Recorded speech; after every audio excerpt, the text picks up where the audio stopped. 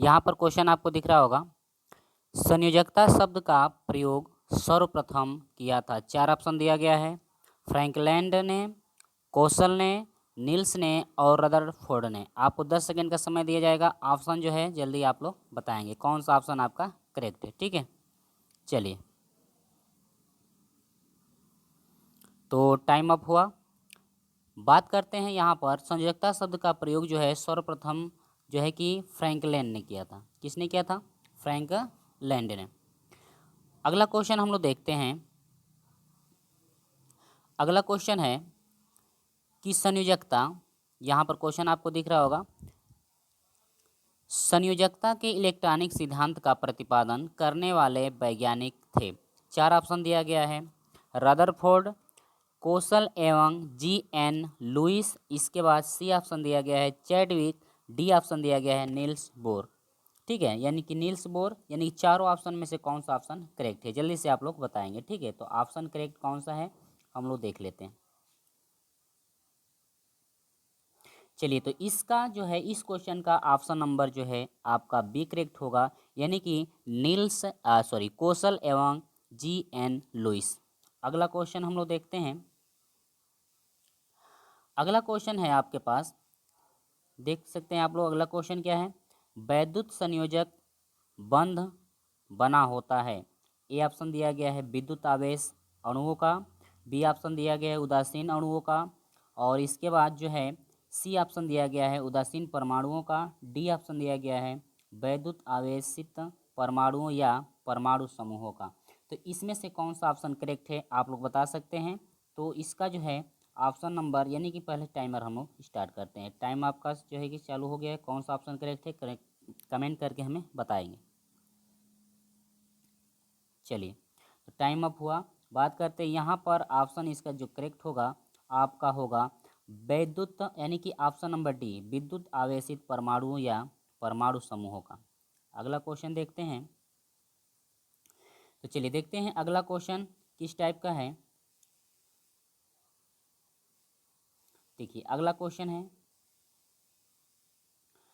संयोजी इलेक्ट्रॉन कहलाते हैं परमाणु के सबसे भीतरी कक्ष में उपस्थित इलेक्ट्रॉन कहलाते हैं संयोजी इलेक्ट्रॉन। बी ऑप्शन दिया है बाहर से दूसरे नंबर के कक्ष के संयोजी इलेक्ट्रॉन कहलाते हैं, उपस्थित इलेक्ट्रॉन संयोजी इलेक्ट्रॉन कहलाते हैं। सी ऑप्शन दिया गया है दूसरे कक्ष में उपस्थित इलेक्ट्रॉन कहलाते हैं, और डी ऑप्शन दिया गया है बाह्य कक्ष में उपस्थित इलेक्ट्रॉन, यानी कि संयोजी इलेक्ट्रॉन किस कक्ष वाले इलेक्ट्रॉनों को हम लोग कहते हैं। तो यहाँ पर हम लोग का टाइमर स्टार्ट हुआ और आप लोग बता सकते हैं कौन सा ऑप्शन आपका करेक्ट है। कमेंट करके हमें जरूर बताइए।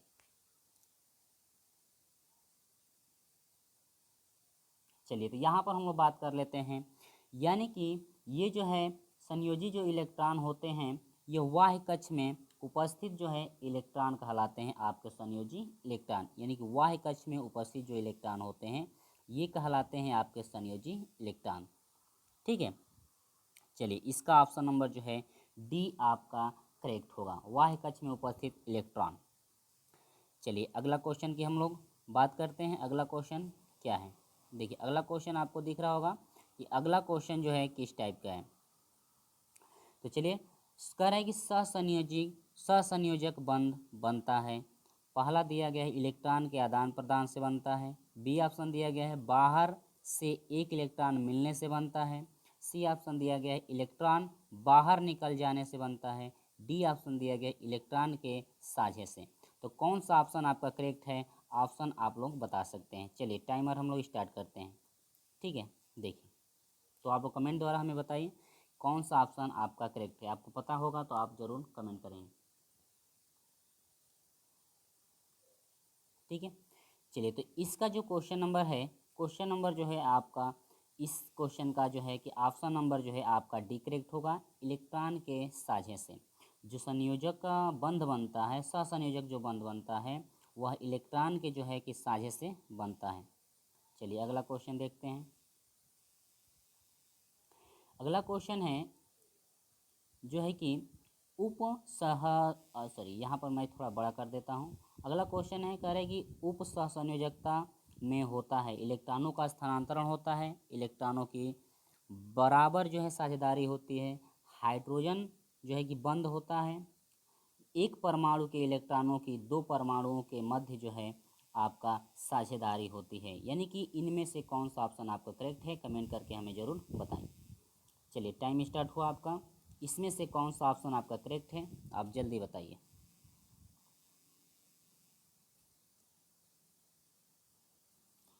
चलिए तो टाइम आपका अप हो गया। अब हम लोग देखते हैं ऑप्शन कौन सा करेक्ट है। यानी कि ऑप्शन नंबर इसका डी करेक्ट है। एक परमाणु के इलेक्ट्रॉनों की दो परमाणुओं के मध्य जो है कि साझेदारी से होता है। ठीक है, चलिए अगला क्वेश्चन हम लोग देख लेते हैं। मर्क्यूरस आयन का प्रतीक क्या है? सब कुछ जितने भी क्वेश्चन आपके आ रहे हैं सब कुछ मैं पढ़ा चुका हूँ। मर्क्यूरस जो है आयन का प्रतीक क्या है?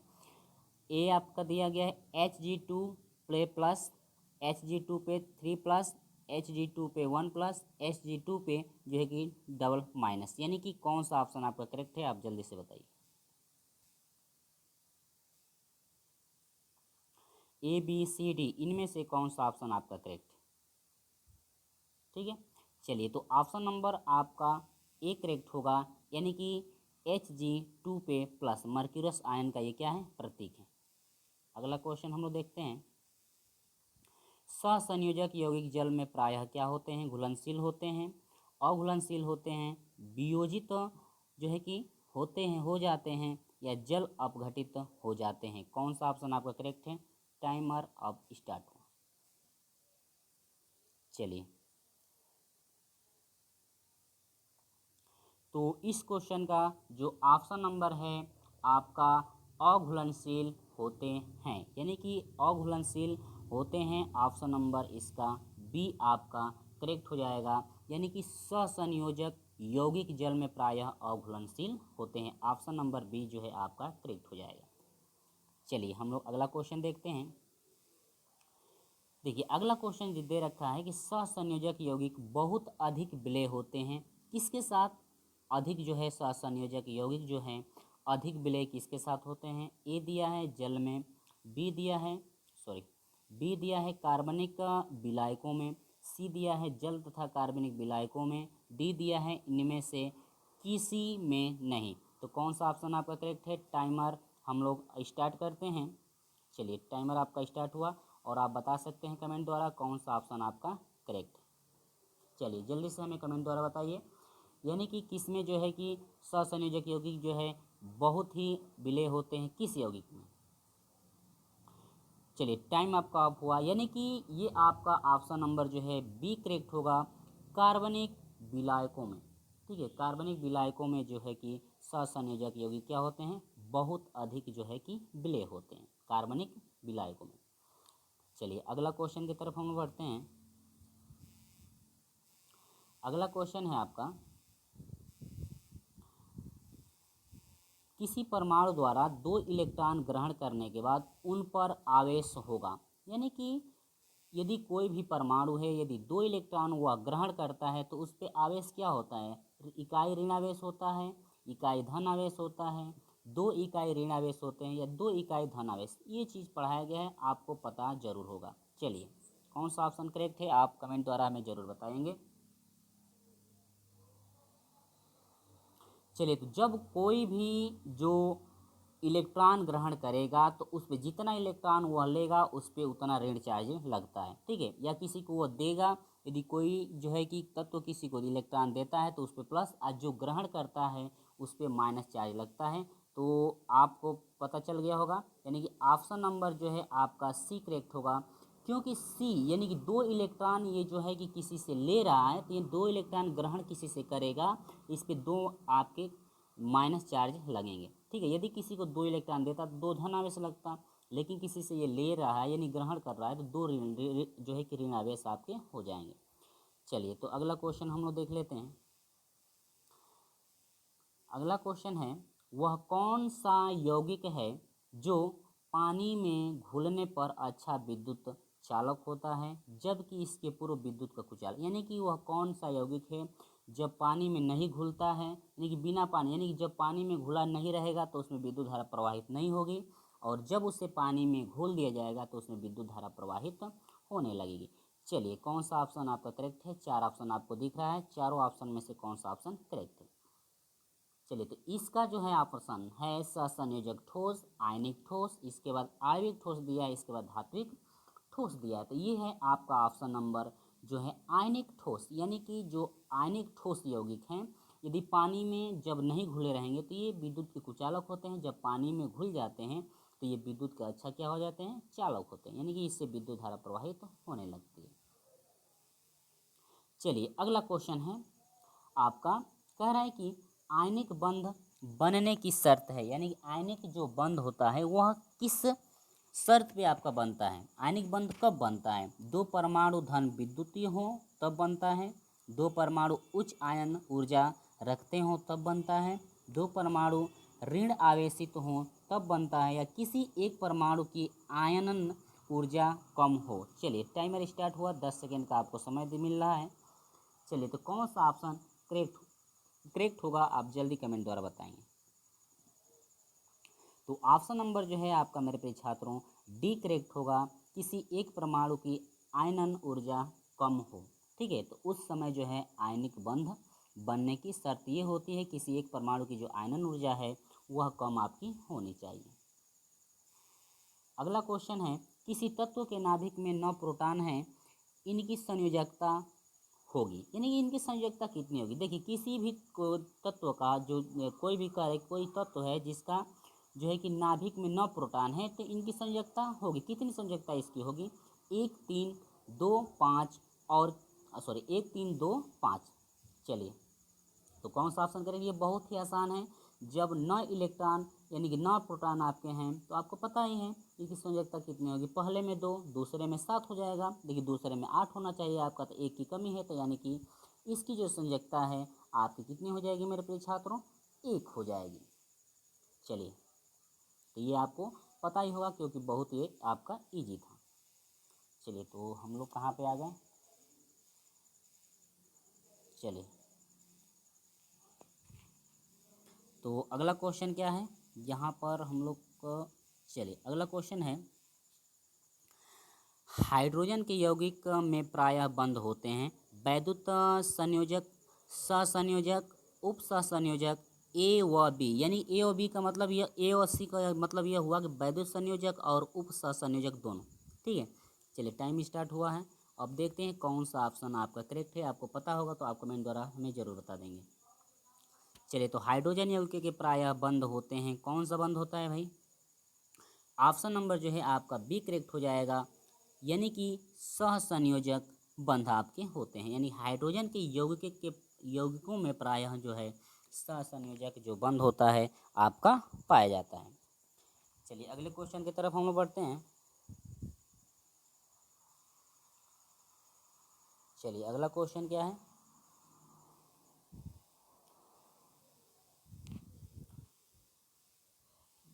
चलिए अगला क्वेश्चन है, नाइट्रोजन अणु में है एकल बंध होता है, त्रिकबंध होता है, द्विबंध होता है, इनमें से कोई नहीं। ये सब कुछ मैं पढ़ा चुका हूँ, यदि जो बच्चा जो है कि इस चीज़ को पढ़ा होगा वो तुरंत जो है कि बता सकता है। चलिए ऑप्शन नंबर कौन सा करेक्ट है, ऑप्शन नंबर जल्दी आप बताइएगा, एकल बंध, त्रिबंध, द्विबंध, इनमें से कोई नहीं। तो चलिए इसका जो है ऑप्शन नंबर जो है आपका जो है कि बी करेक्ट होगा, त्रिबंध। ठीक है, यानी नाइट्रोजन अणु में जो है कि आपका त्रिबंध बनता है। चलिए अगला क्वेश्चन हम लोग देखते हैं। अगला क्वेश्चन आपके पास है, कह रहा है कि जल में घुलनशील भस्म को निम्न में से क्या कहते हैं, यानी जल में घुलनशील भस्म को निम्न में से क्या कहते हैं, अम्ल होता है, क्षार होता है, लवण होता है, यानी कि निम्न में से क्या आपका होता है। चलिए टाइम आपका चालू हो गया है, चलिए जल्दी से हमें कमेंट द्वारा बताइए कौन सा ऑप्शन आपका करेक्ट होगा। चलिए 4 ऑप्शन आपको दिख रहा होगा, तो चलिए टाइम कंप्लीट हुआ, यानी कि ऑप्शन नंबर जो है आपका बी करेक्ट होगा, क्षार आपके होते हैं। ठीक है, चलिए जितने भी चीज़ें मैं बता रहा हूँ आप हर एक चीज़ को याद रखिएगा। अगला क्वेश्चन आपके पास है, जल्दी से आप फटाक से बताइए। कह रहे कि अम्लीय घोल का पीएच मान होता है, ये तो सभी को पता होगा, 7 होता है, 7 से कम, 7 से अधिक, और ये आपका क्या होता है, 14 होता है। चलिए जल्दी बताइए कमेंट द्वारा, चलिए पता हो तो जल्दी आप बता सकते हैं। चलिए चारों ऑप्शन में कौन सा ऑप्शन आपका करेक्ट है। अम्लीय घोल का जो पीएच मान होता है ना 7 से क्या होता है, कम होता है, 7 से आपका कम होता है। ऑप्शन नंबर बी आपका इसका करेक्ट है। अगला क्वेश्चन की बात हम लोग करते हैं, शुद्ध जल का पीएच मान कितना होता है? 7.4 होता है, 7 होता है, 6.2 होता है और आपका 14 होता है। चलिए इनमें से ऑप्शन कौन सा करेक्ट है, आप कमेंट द्वारा हमें बताइए। चलिए चलिए बहुत बढ़िया। चलिए इसका जो है ऑप्शन नंबर बी करेक्ट होगा, यानी कि शुद्ध जल का पीएच मान जो होता है आपका 7 होता है। ठीक है मेरे प्रिय छात्रों, चलिए अगला क्वेश्चन हम लोग देखते हैं। अगला क्वेश्चन आपके पास है कि कठोरता प्रकट की जाती है, कठोरता प्रकट किससे की जाती है? CaCO3 के समतुल्यांक के रूप में, Na2CO3 के समतुल्यांक के रूप में, MgCO3 के समतुल्यांक के रूप में, CuSO4 के समतुल्य के रूप में। यानी कि इनमें से ऑप्शन कौन सा आपका करेक्ट है? चलिए बताइएगा, ABCD कौन सा ऑप्शन आपका करेक्ट है? तो चलिए टाइम आपका कंप्लीट हुआ, यानी कि ऑप्शन नंबर जो है आपका जो है मेरे प्रिय छात्रों ए आपका करेक्ट हो जाएगा। ऑप्शन नंबर क्या करेक्ट हो जाएगा? ए आपका करेक्ट हो जाएगा। CaCO3 कठोरता प्रकट की जाती है CaCO3 के समतुल्य के रूप में।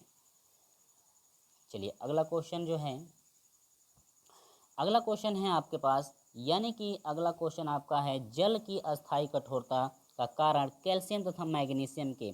पहला दिया है ऑप्शन बाइकार्बोनेट, बी ऑप्शन दिया है फास्फेट व सल्फेट, सी ऑप्शन दिया है क्लोराइड व सल्फेट, इसके बाद डी ऑप्शन दे रखा है बाइकार्बोनेट व सल्फेट। कौन सा ऑप्शन आपका करेक्ट है? चलिए इनमें से कौन सा ऑप्शन आपका करेक्ट है, जल्दी बताइए। चलिए तो इसमें से आपका ऑप्शन जो है, ऑप्शन नंबर जो है आपका सी करेक्ट होगा, यानी कि क्लोराइड व सल्फेट। यानी कि जल की कठोरता की जल की अस्थायी कठोरता का जो कारण होता है कैल्शियम तथा मैग्नीशियम के क्लोराइड व सल्फेट के कारण आपका होता है। चलिए यानी कि जल की कठोरता पूछ रहा था। तो चलिए इस वीडियो में बस इतना ही मेरे प्रिय छात्रों, और ये वीडियो आपको ज़्यादा पसंद आएगी तो इस वीडियो को जो है कि लाइक शेयर अपने दोस्तों में ज़रूर कीजिएगा, और हमारे साथ अभी तक नहीं जुड़े हैं तो चैनल को सब्सक्राइब करके हमारे साथ जुड़ जाइए। चलिए दोस्तों मिलते हैं इसी के साथ अगले वीडियो में, तब तक के लिए बाय बाय, जय हिंद, वंदे।